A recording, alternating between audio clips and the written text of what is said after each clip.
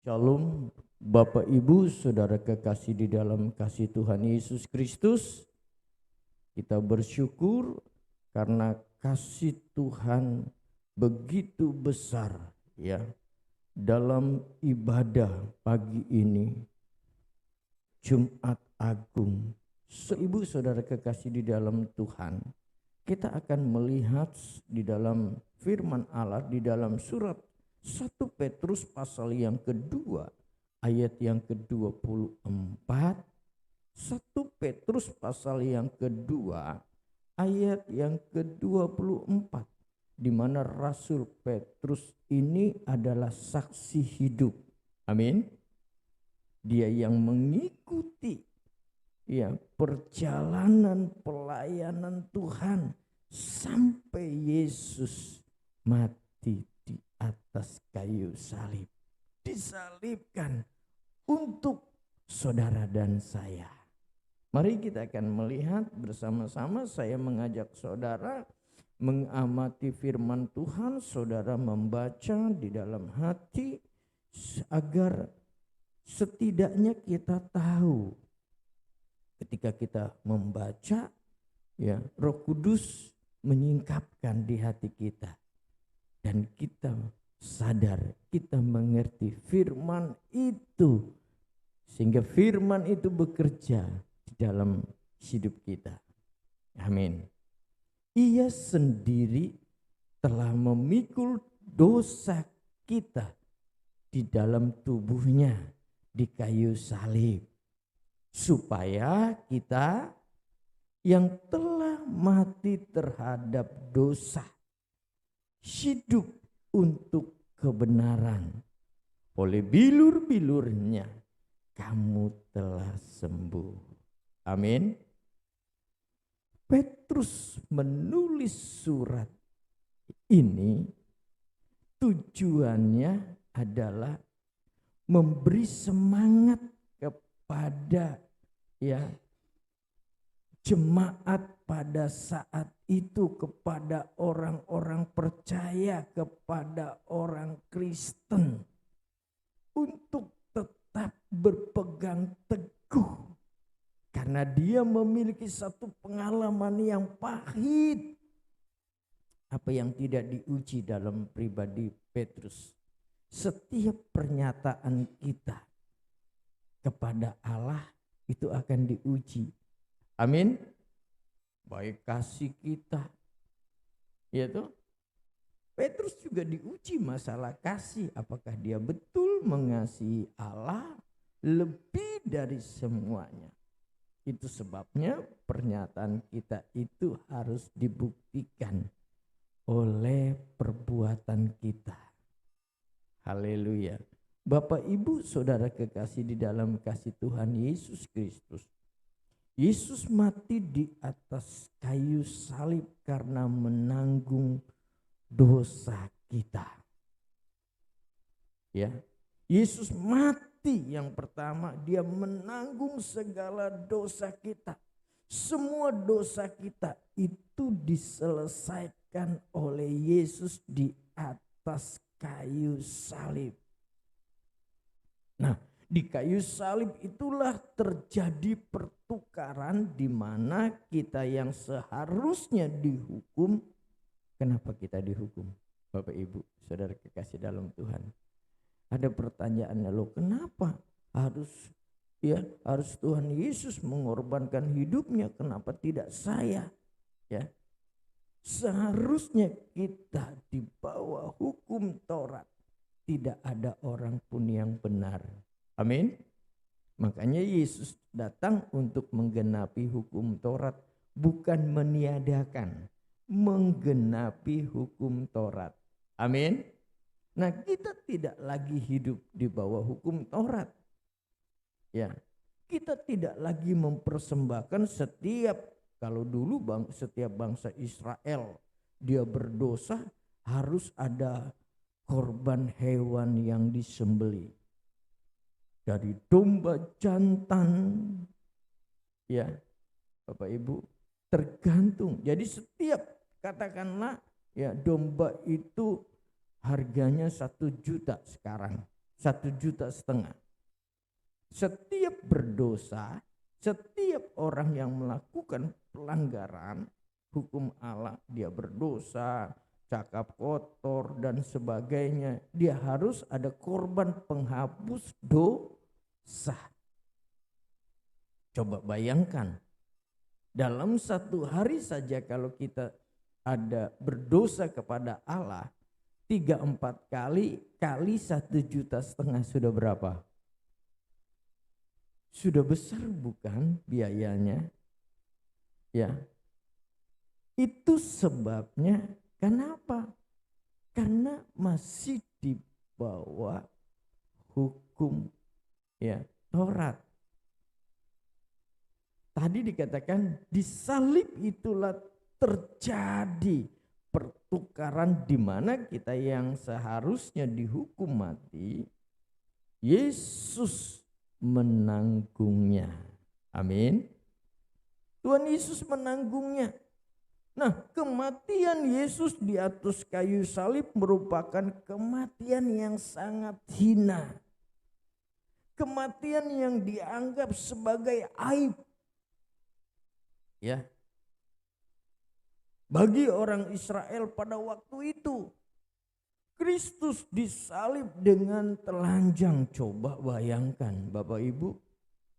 Dan para serdadu membagi pakaiannya dengan membuang undi. Nah, hal inilah yang semakin menambah kehinaan penyaliban itu.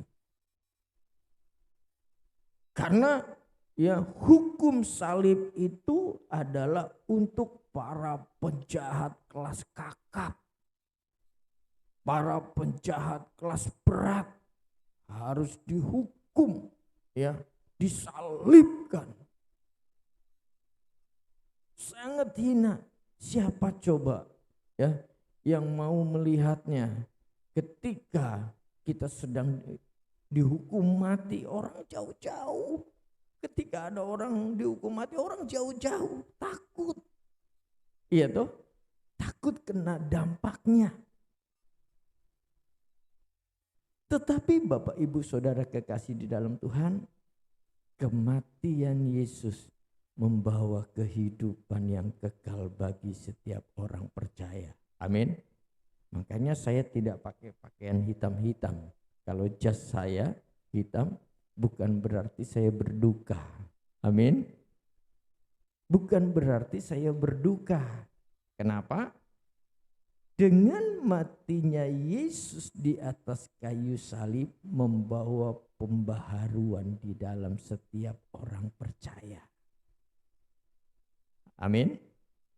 Membawa pembaharuan. Coba kita akan membaca bagaimana sangat menderitanya ketika itu Tuhan Yesus menghadapi hinaan. Nah, kalau kita manusia baru saja dilihat aja, ngapain kau? Ngeliat-ngeliat, sudah merasa terhina. Apalagi seperti penderitaan yang seperti yang Tuhan Yesus alami. Kita belum seberapa, bukan? Markus pasal yang ke-15 ayat yang ke-20 sampai ayat yang ke-32, saya minta Bapak Pendeta Petrus tolong membacakannya. Ya. Markus pasal yang ke-15 ayat yang ke-20 sampai ayat yang ke-32. Haleluya. Demikian firman Allah. Ya. Sesudah mengolok-olokkan dia, Ya. mereka menanggalkan jubah ungu itu daripadanya. Jubah ungu, jubah kemuliaan, kita sudah belajar ya 2 minggu yang lalu bagaimana pakaian ungu ya Dan adalah pakaian kemuliaan. Amin. Terus dan mengenakan pula pakaiannya kepadanya. Kemudian Yesus dibawa keluar untuk disalibkan. Kemudian Yesus dibawa keluar untuk apa, saudara? disalibkan. Terus Pada waktu itu lewat seorang yang bernama Simon orang Kirene, iya. ayah Alexander dan Rufus, yang baru datang dari luar kota. Dan orang itu mereka paksa untuk memikul salib Yesus. Iya, lanjutkan. Mereka membawa Yesus ke tempat yang bernama Golgota, yang berarti tempat tengkorak. Iya, mereka membawa Yesus ke satu tempat. Iya, tempat yang bernama Golgota, yang berarti tempat tengkorak. Iya, tempat orang-orang yang mati di sana disalibkan. Ya. Lalu lanjutkan. Lalu mereka memberi anggur bercampur mur kepadanya, tetapi ia menolaknya. Ia menolaknya terus. Kemudian mereka menyalibkan dia. Iya. Lalu mereka membagi pakaiannya dengan membuang undi atasnya untuk menentukan bagian masing-masing. Iya. Hari jam 9 ketika ia disalibkan. Dan alasan mengapa ia dihukum disebut pada tulisan yang terpasang di situ, Iya. Raja orang Yahudi. Iya. Bersama dengan dia disalibkan dua orang penyamun, seorang di sebelah kanannya dan seorang di sebelah kirinya. Lalu lanjutkan dulu. Demikian genaplah nas Alkitab yang berbunyi, ia akan terhitung di antara orang-orang durhaka. Iya. Orang-orang yang lewat di sana menghujat dia dan sambil menggelengkan kepala mereka berkata, hai engkau yang mau merubuhkan bait suci dan mau membangunnya kembali dalam 3 hari. Iya. Turunlah dari salib itu dan selamatkan dirimu. Demikian juga imam-imam kepala bersama-sama ahli Taurat mengolok-olokkan dia di antara mereka sendiri, dan mereka berkata, orang lain ia selamatkan, tetapi dirinya sendiri tidak dapat ia selamatkan. Iya. Baiklah Mesias, Raja Israel itu turun dari salib itu, supaya kita lihat dan percaya bahwa kedua orang yang disalibkan bersama-sama dengan dia mencela dia juga. Iya. Betapa hinanya. Kalau di dalam ayat yang ke-29, orang-orang yang lewat di sana menghujat dia. Dan sambil menggelengkan, dia katakan, aduh, hai engkau ini yang mau merobohkan bait Allah, mau membangun dalam jangka 3 hari. Sampai orang katakan, turunkanlah dari salib itu dan selamatkanlah dirimu. Kalau engkau memangnya Allah, Raja Israel, turun. Begitu penghinaannya. Bukan saja kalangan umum, tetapi imam-imam kepala bersama dengan ahli-ahli Taurat mengolok-olok dia di antara mereka sendiri dan berkata, orang lain ia selamatkan, tetapi dirinya sendiri tidak dapat diselamatkan. Bayangkan Bapak Ibu Saudara kekasih dalam Tuhan. Baiklah Mesias, Raja Israel, perkataan yang mereka katakan ini tujuannya adalah mengolok-olok dua penjahat yang tadinya dia ikut, ya. Lalu ketika mereka amati, lalu mereka katakan, dia langsung katakan, wah, dia memang anak Allah. Ketika melihat sebuah kejadian yang sangat sekali drastis pada saat itu, kegelapan menutupi, ya, samudera menutupi pada saat itu kegelapan yang sampai bisa diraba, gelap sekali, lebih daripada gerhana matahari total. Ini lebih lagi. Dan terjadi apa, saudara? Terjadi apa? Gempa bumi. Takbir bait Allah terbelah dua. Pada saat itu orang yang mati dibangkitkan, yang lumpuh disembuhkan. Matinya Yesus ada keajaiban. Amin. Kehidupan. Nah, Bapak, Ibu, Saudara kekasih di dalam kasih Tuhan Yesus Kristus. Ya, tidak cukup Tuhan Yesus dipermalukan, dihina dengan telanjang dan apa, saudara, ditancapkan di kayu salib. Yesus pun disalibkan di antara para penjahat kelas kakap, saya katakan. Menempatkan Yesus di atas kayu salib di antara para penjahat karena dianggapnya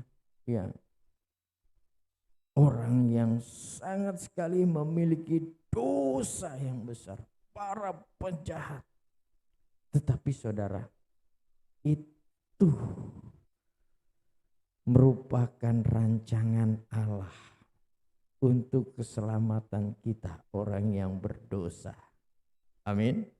Yesaya sudah menubuatkan, jaraknya sudah ribuan tahun, iya kan? Dinubuatkan tentang Mesias. Yesaya 53 ayat yang ke-9. Orang menempatkan kuburnya di antara orang-orang fasik, dan dalam matinya ia ada di antara penjahat-penjahat. Sekalipun ia tidak berbuat kekerasan dan tipu tidak ada di dalam mulutnya. Amin. Ya. Ini kegenapan firman Allah. Merupakan rencana Allah di dalam setiap apa yang terjadi. Kehinaan yang dialami oleh Yesus Kristus merupakan kehinaan terendah yang dialami seorang manusia. Sadis. Dia yang tidak berdosa. Sedangkan dari mulutnya saja tidak ada tipu muslihat, tidak ada dusta. Amin. Tadi saya katakan orang-orang akan memandang rendah orang yang dipancang di atas kayu salib, orang yang disalibkan. Yesaya pasal yang ke-53 ayat yang ketiga, ia dihina dan dihindari orang, seorang yang penuh kesengsaraan dan yang biasa menderita kesakitan. Wow, luar biasa. Antara kematian Yesus dengan nubuat di dalam perjanjian lama itu menyatakan kasih yang begitu besar. Ia sangat dihina sehingga orang menutup mukanya terhadap dia. Dan bagi kita pun dia tidak masuk hitungan. Iya toh? Gak masuk hitungan. Salah satu contohnya, kita mengaku percaya Yesus, kita mengaku Yesus berkorban untuk hidup kita, tetapi kita tidak mengenal Dia. Sama dengan kita apa, saudara? Menutup muka kita, memalingkan perhatian kita. Kenapa? Ada banyak orang Kristen yang mengaku pengikut Yesus tetapi tidak melakukan apa apa yang Tuhan korbankan. Dia sudah mati di atas kayu salib untuk orang berdosa. Dia malah berbuat dosa. Malah hidup di dalam dosa. Itu tandanya menghina Yesus. Kematian Yesus di atas kayu salib sama. Yesaya katakan ia dihina dan dihindari orang. Seorang yang penuh kesengsaraan dan yang biasa menderita kesakitan. Ya. Bapak, Ibu, Saudara kekasih di dalam kasih Tuhan, di dalam Yesaya pasal yang ke-53 ayat yang keempat, tetapi sesungguhnya penyakit kitalah yang ditanggungnya. Amin. Dan kesengsaraan kita yang dipikulnya. Padahal kita mengira dia kena tulah, dipukul dan ditindas Allah. Jadi tidak menghargai korban Kristus. Hanya tahu bahwa kalender ini hari libur. Libur nasional. Pada tanggal 7 Jumat Agung. Ya tahu Yesus mati. Hanya itu aja. Sama dengan kita.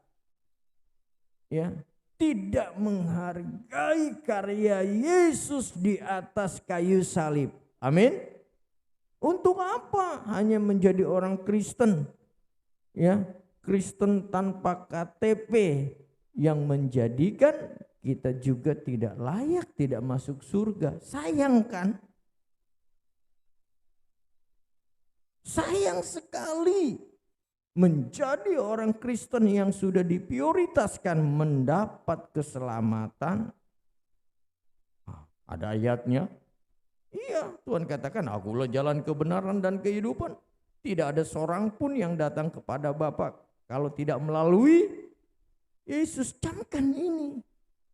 Tetapi ada banyak orang Kristen yang tidak menghargai korban Yesus di atas kayu salib. Padahal Yesus menderita di atas kayu salib karena dosa-dosa kita. Yesus dihina, dipermalukan sampai direndahkan pada titik terendah. Karena menggantikan posisi kita yang seharusnya mengalami penderitaan. Dipermalukan akibat dosa yang telah kita lakukan. Seharusnya kita hidup mengalami kematian kekal di api neraka. Tetapi dia menggantikannya. Bapak Ibu Saudara kekasih di dalam kasih Tuhan. Yang kedua, kita yang mengaku kematian Yesus di atas kayu salib, kita yang mengaku percaya menerima Yesus, harus menanggalkan segala dosa. Amin. Harus menanggalkan segala dosa. Tidak lagi kita berleha-leha, bersantai-santai atau membuang muka. Atau menutup matanya. Apa biasanya itu? Ya, biasanya aku kebaktian. Ya. Tetapi dia tidak melakukan secara konsisten. Ya. Nanti aja kalau udah innalillahi wa inna ilaihi rajiun, sudah mati baru dinyanyikan. Ya. Baru dinyanyikan. Belakang langit biru ada mahkotamu, lalu nangis. Masuk surga di mana ayatnya? Orang Kristen itu tanpa perbuatannya, tanpa kasihnya kepada Allah, jangan bermimpi masuk surga. Iya toh? Apa kalau lagu bahasa daerah sini Bataknya, kalau orang yang meninggal, Amang, lau ma. Iya. Coba nyanyi Amang. Nyanyikan lama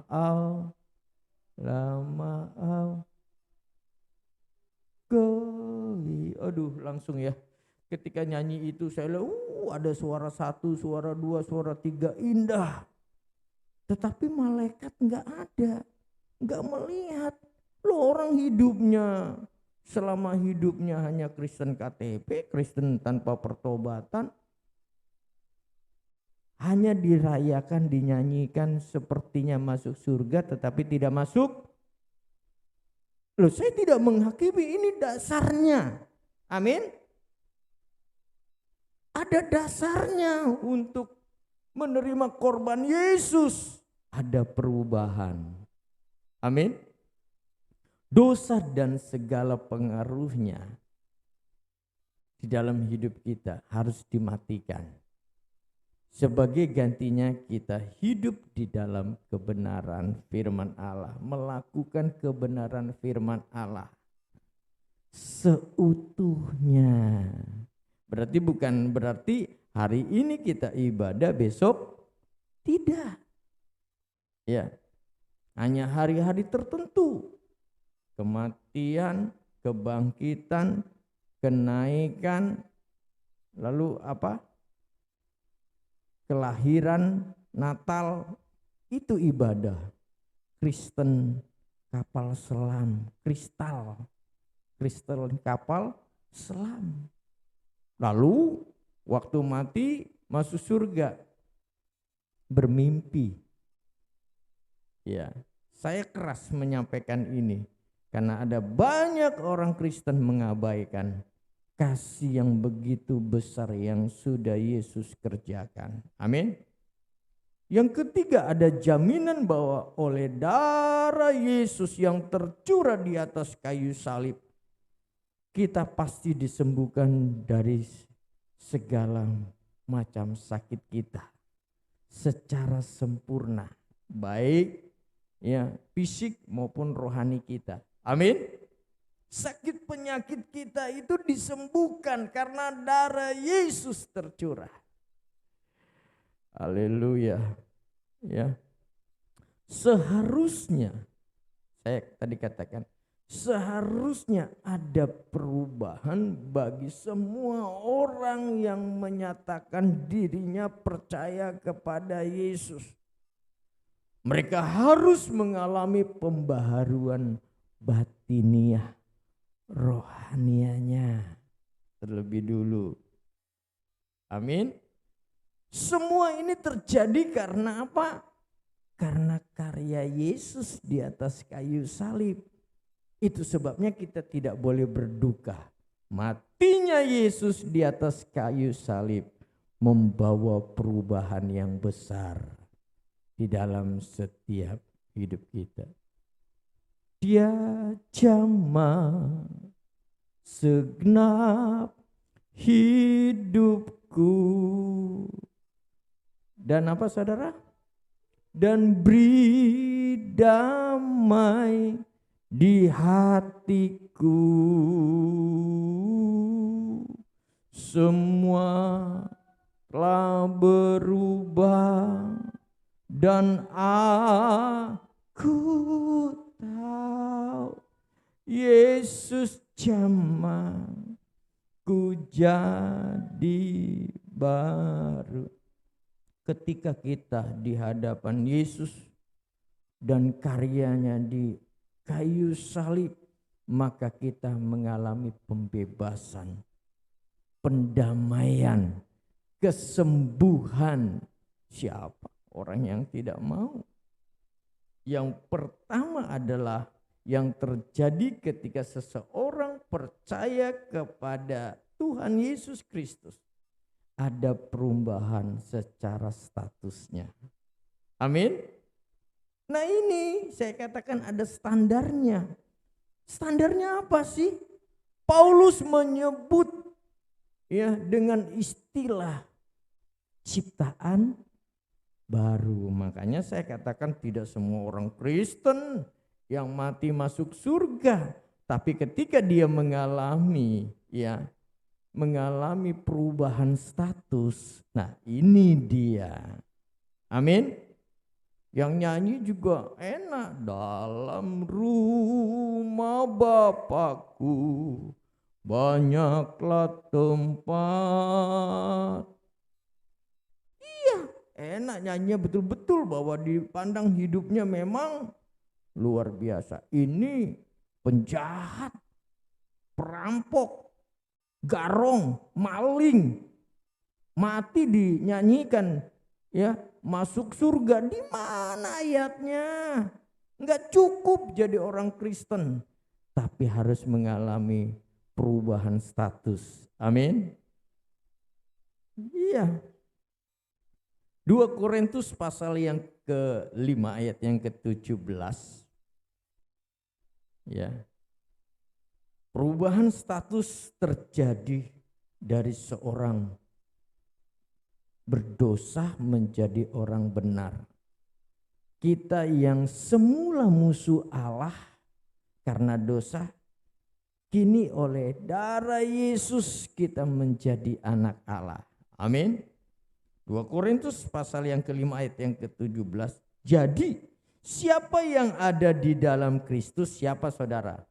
Orang-orang yang percaya, ya, yang ada di dalam Tuhan, yang hidupnya bergaul karib dengan Allah, yang mengikuti perintah Allah, yang hidup dekat dengan Allah, yang mengandalkan Tuhan setiap waktu dalam hidupnya. Ia adalah ciptaan baru. Yang lama sudah berlalu, sesungguhnya yang baru sudah datang. Ini yang dikatakan menghargai korban Yesus di atas kayu salib. Amin. Perubahan dulu dari orang berdosa menjadi anak Allah, menjadi ciptaan yang baru. Ya, ciptaan yang baru, luar biasa. Yang seharusnya tadinya kita mengalami kematian yang kekal menuju kepada kebinasaan yang kekal karena mati rohaninya tidak percaya, melainkan menjadi percaya oleh salib. Karena salibmu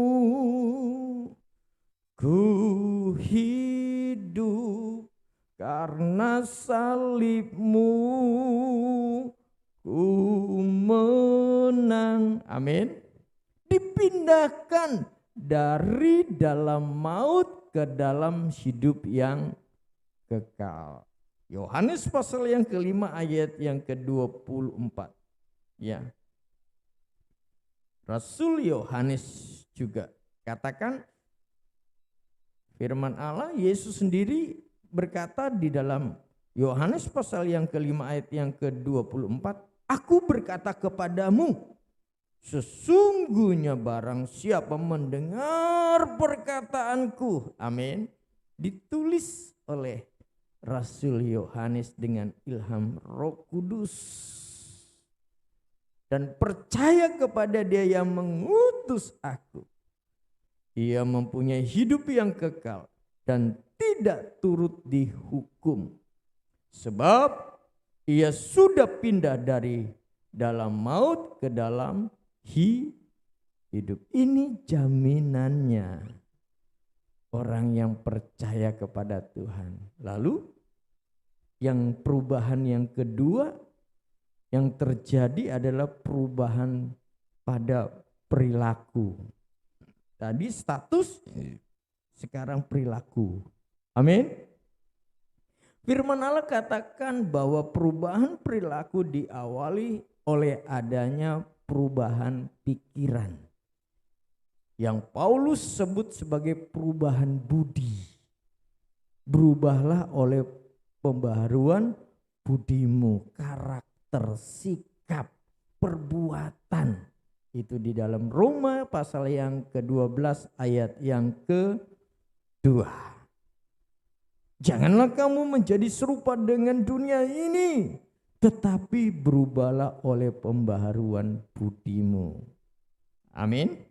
Perubahan budimu sehingga kamu dapat membedakan mana yang kehendak Allah, apa yang baik, yang berkenan kepada Allah dan yang sempurna. Perubahan, pembaharuan. Kolose katakan, Kolose 3 ayat yang ke-9, jangan lagi kamu saling mendustai. Jangan saling berbohong, mendustai, karena kamu telah menanggalkan manusia lama serta kelakuannya. Dulu kita memang orang yang berdosa. Aduh, itu masalah lalu kita, masa manusia. Tetapi ketika kita menikmati tubuh dan darah Yesus, kita menjadi baru. Amin. Kita menerima Yesus, korban Yesus. Ayat yang ke-10 di dalam Kolose 3 ayat yang ke-10. Dan telah mengenakan manusia baru yang terus menerus dibarui. Jadi mengenakan pakaian baru ini perbuatan-perbuatan yang benar terus menerus. Bukan hari ini kita beribadah kepada Tuhan, mencari Tuhan, besok sudah tidak. Atau Bapak Ibu, ada banyak orang Kristen salah kaprah. Dia berdoa tapi tidak menerima apa-apa. Lalu dia menghujat Allah, marah. Tuhan, kenapa engkau tidak mendengar doaku?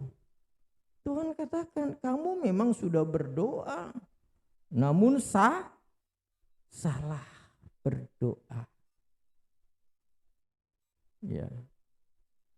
Yang kamu minta untuk kepuasan dirimu, salah berdoa. Ya. Mengenakan manusia baru yang terus-menerus dibaharui. Secara konsisten kita melakukan. Amin. Prakteknya secara konsisten. Ya, taatnya secara konsisten. Amin. Terus-menerus. Bukan hari ini, ya udahlah. Tuhan kan tahu. Selalu dengan dalih.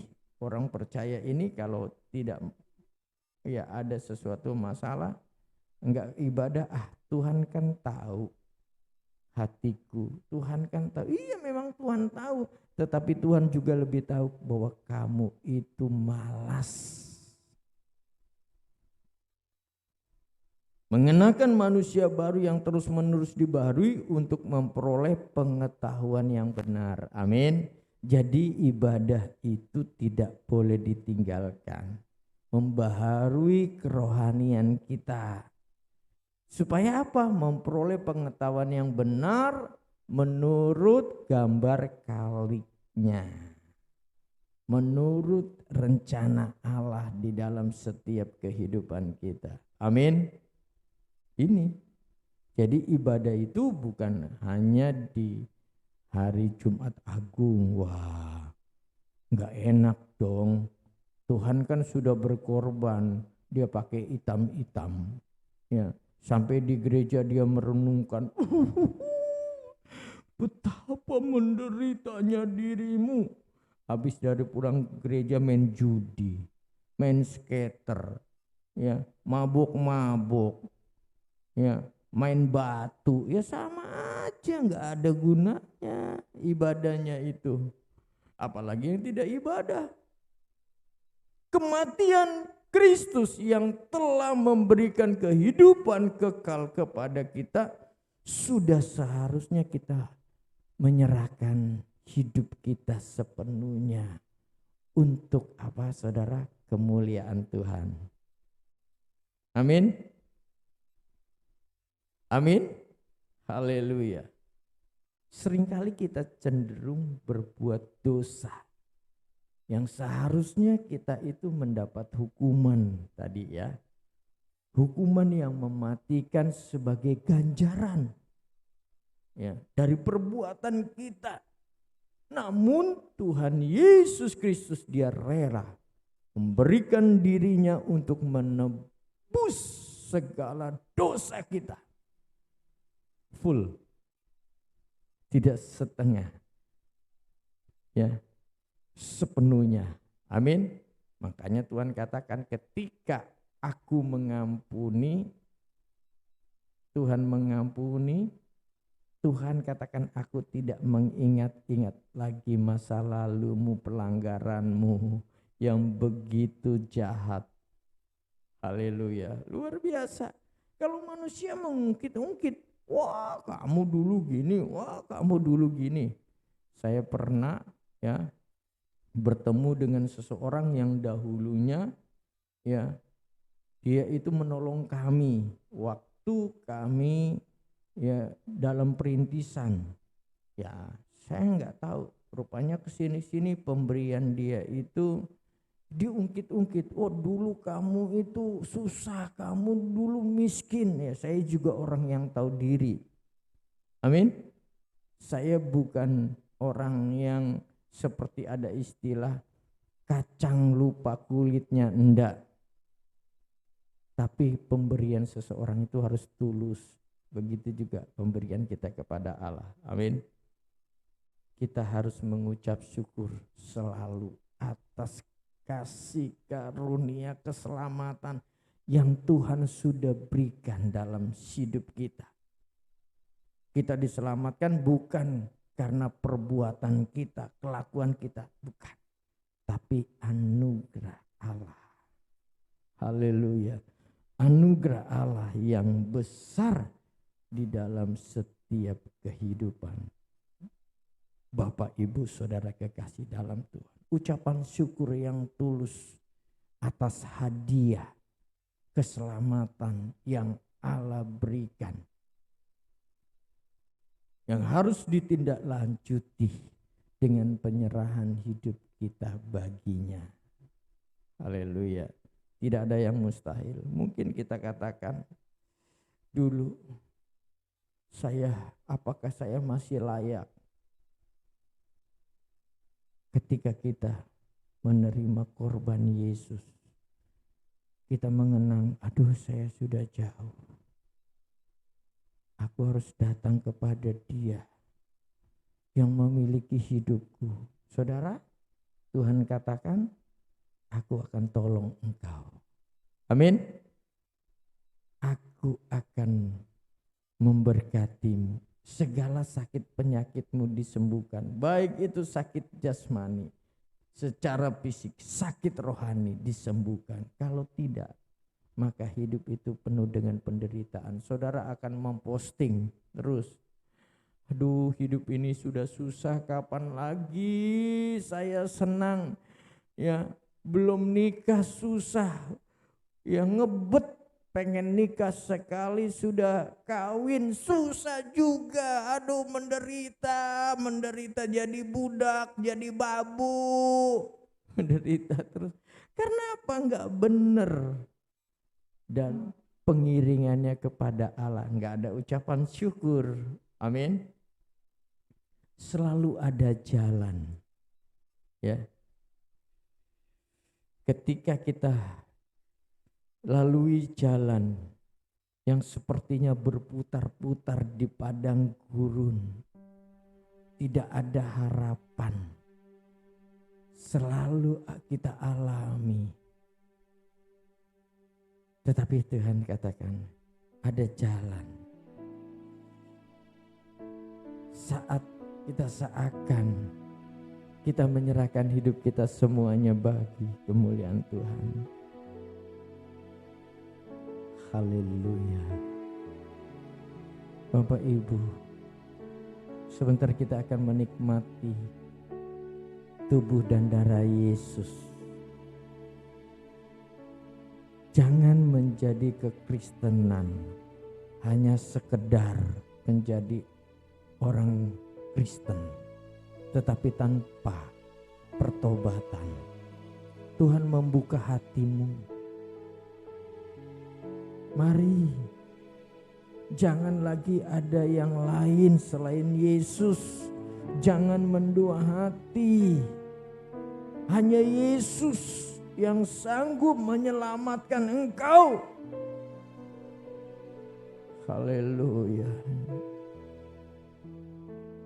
Ketika jalan ku lalui, berputar di padang gurun. Engkaulah yang memelihara hidupku sempurna. Ketika jalan yang ku tempuh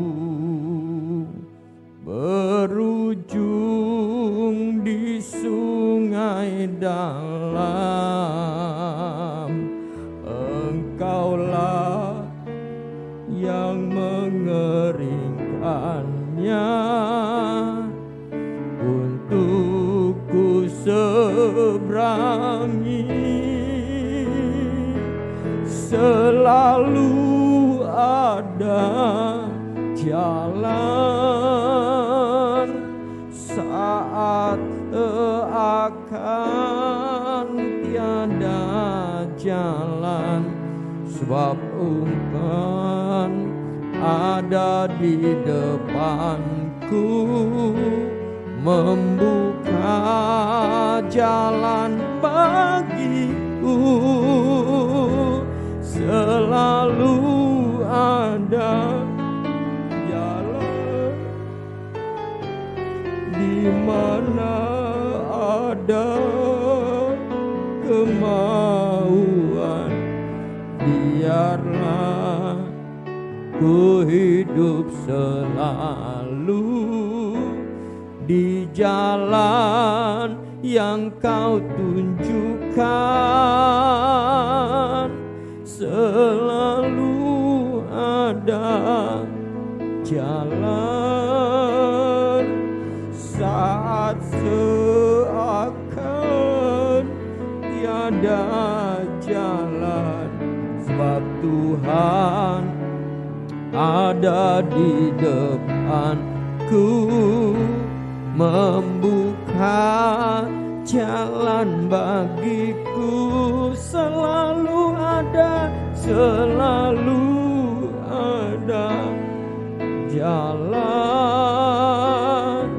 di mana ada kemauan.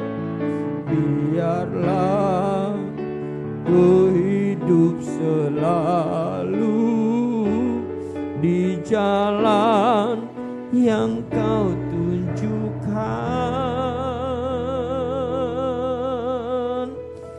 kepadaku.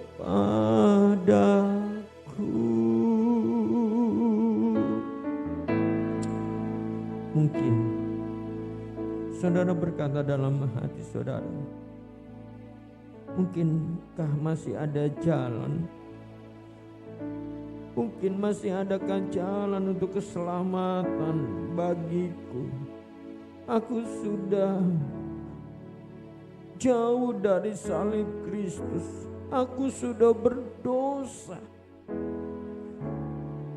Masihkah ada jalan? Pagi ini menjadi jawaban bagi kita semua.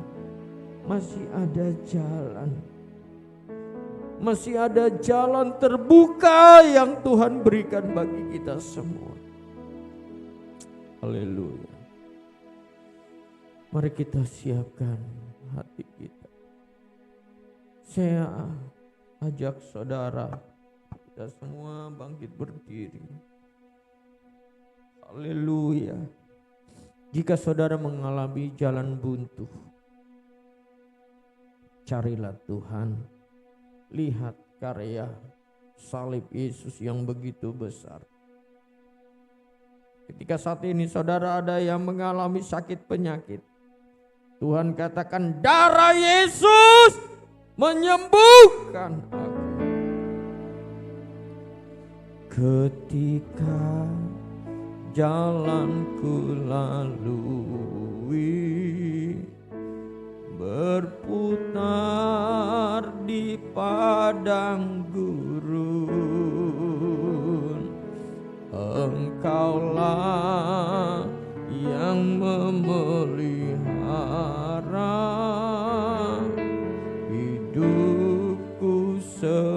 sempurna.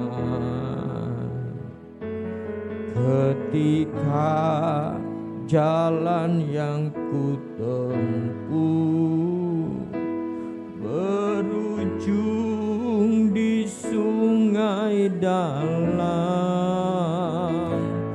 Engkaulah yang mengeringkannya untuk ku seberangi.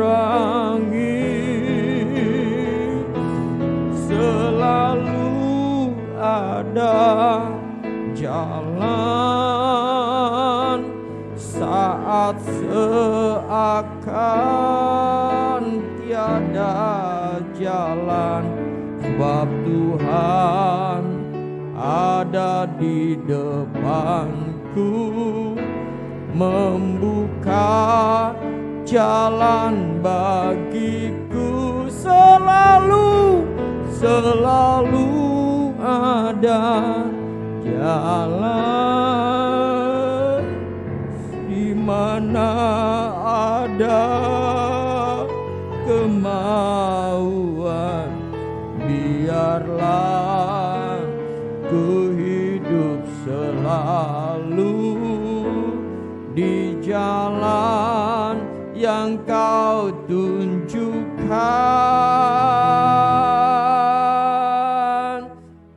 kepadaku.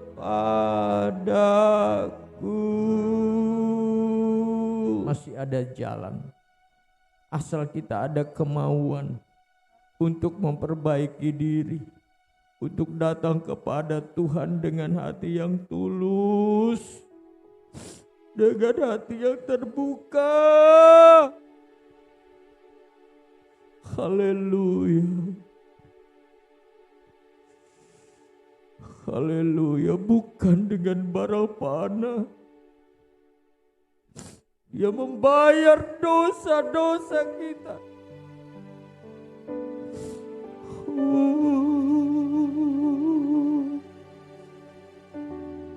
Terima kasih Tuhan. Kami memandang salib-Mu. Kami mau menikmati tubuh dan darah-Mu, Tuhan. Haleluya. Bukan dengan barang panas saya mengundang pelayanan perjamuan kudus Bapak Pendeta. Barang panas Kau membayar dosaku dengan darah yang mahal. Tiada noda dan celah, bukan dengan emas perak. Haleluya. Hamba-Mu datang kepada Engkau Tuhan. Hamba-Mu estafetkan pekerjaan pelayanan ini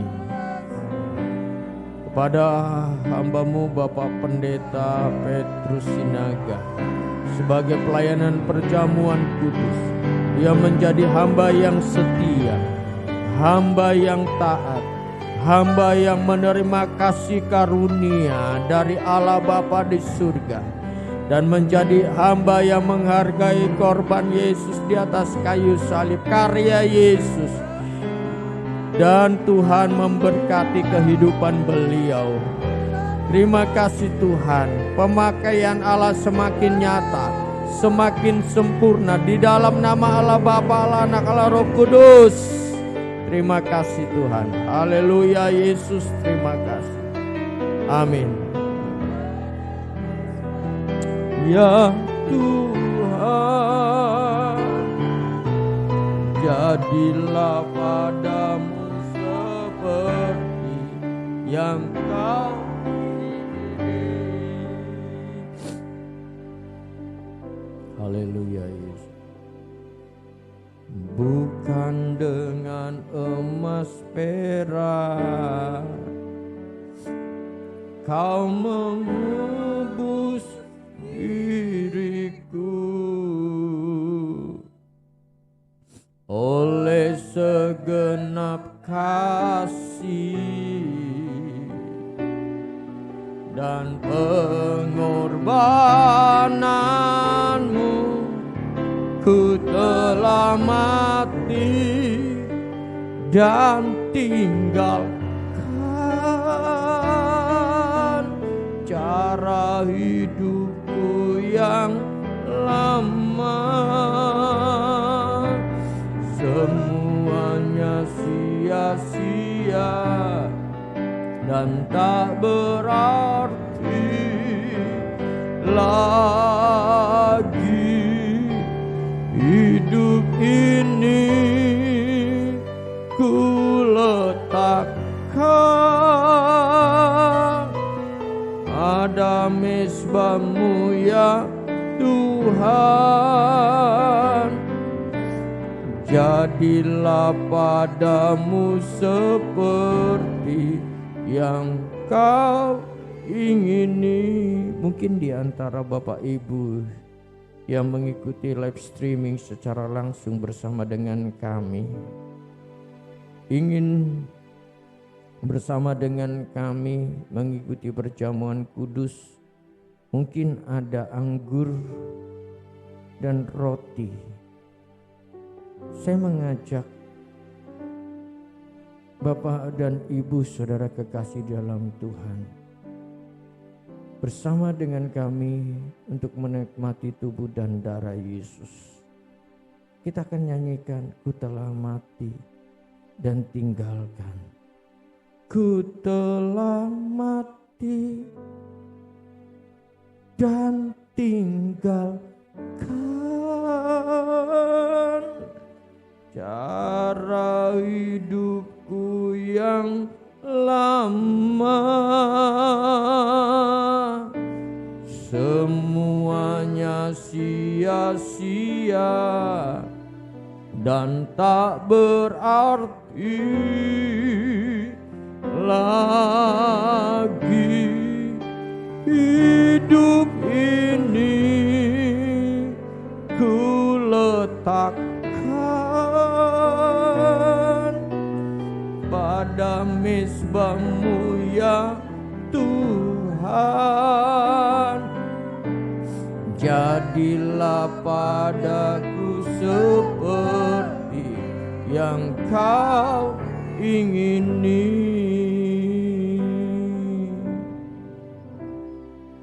Dengarkan firman Tuhan. Sebab apa yang telah kuteruskan kepadamu telah aku terima dari Tuhan, yaitu bahwa Tuhan Yesus pada malam waktu Ia diserahkan mengambil roti, angkat roti itu lebih tinggi dari kepala. Dan sesudah itu Ia mengucap syukur atasnya. Ia memecah-mecahkannya dan berkata, inilah tubuhku. Saudara percaya roti ini adalah tubuh Kristus yang dipecah-pecahkan bagi kita? Haleluya. Perbuatlah ini menjadi peringatan akan aku. Tuhan katakan, mari kita nikmati tubuh dan darah tubuh Yesus. Haleluya. Terima kasih Tuhan. Kami mengalami persekutuan dengan tubuh Kristus. Demikian juga Ia mengambil cawan. Angkat cawan itu lebih tinggi. Sesudah makan lalu berkata, cawan ini adalah perjanjian baru yang dimeteraikan oleh darahku.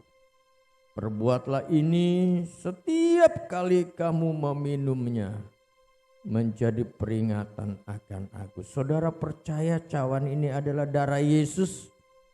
Mari kita minum dalam nama Tuhan Yesus Kristus. Aku bersekutu dengan darah-Mu Tuhan. Segala sakit penyakitku disembuhkan.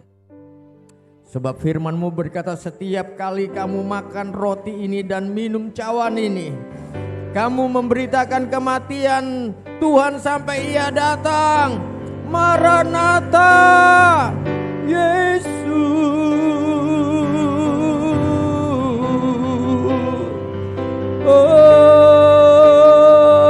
Haleluya. Terima kasih Tuhan. Terima kasih Tuhan. Selalu ada jalan saat seakan tiada jalan. Bab Tuhan ada di depanku, membuka jalan bagiku. Selalu ada jalan di mana ada kemauan. Biarlah ku hidup selalu di jalan yang Kau tunjukkan. Yang percaya katakan kepadaku, katakan kepadaku. Kami sudah mati atas pelanggaran dosa kami Tuhan. Tabiat manusia daging kami, tabiat manusia lama kami sudah kami tanggalkan. Dan kami memakai pakaian baru, ciptaan baru di dalam Engkau. Itu sebabnya kuasai seluruh hidup kami, kendalikan seluruh hidup kami. Sehingga Tuhan Kristus tinggal di dalam hati kami, bukan keakuan kami. Terima kasih buat korban-Mu di atas kayu salib. Seharusnya kami yang dihukum mati karena pelanggaran dosa kami. Seharusnya kami mengalami kematian kekal di api neraka.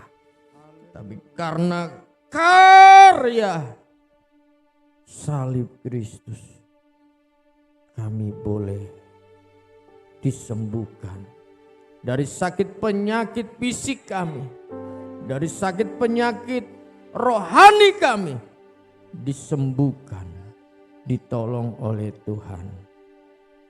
Terima kasih Tuhan. Kami bersyukur buat saudara-saudara kami yang tidak bersama dengan kami. Dan mereka mengikuti live streaming secara langsung. Bahkan mereka yang tidak secara langsung. Bahkan mereka yang melihat tayangan di YouTube. Tuhan, jangan biarkan mereka. Kasihi mereka. Kalau mereka sakit disembuhkan. Mereka lemah dikuatkan. Mereka susah dihiburkan. Jamahan Allah terjadi, pertolongan Tuhan nyata. Baik kami semua, para pelayan-pelayan-Mu diberkati Tuhan. Baik mereka yang mengambil bagian sekecil apapun dalam pekerjaan-Mu, diberkati Engkau. Karena apa yang mereka lakukan hanya untuk kemuliaan nama Allah Bapa di surga. Wujud nyata Tuhan sudah kerjakan. Anak kami Daniel sudah masuk di fakultas yang dia rindukan, yang dia inginkan. Selanjutnya Tuhan yang berperkara menolongnya. Demikian juga Tuhan, Engkau memberkati buat ibadah kebangkitan hari Minggu yang akan dilayani oleh Bapak Pendeta Petrus Sinaga. Diberkati Tuhan, diurapi. Kami bersuka cita karena Kristus sudah menyatakan kasih-Nya lewat kematian Engkau di atas kayu salib. Menjadi, oh Tuhan, kehidupan berkat Tuhan dan setiap kami yang sudah diberkati, mari kita katakan amin. Puji Tuhan, Tuhan memberkati kita semua.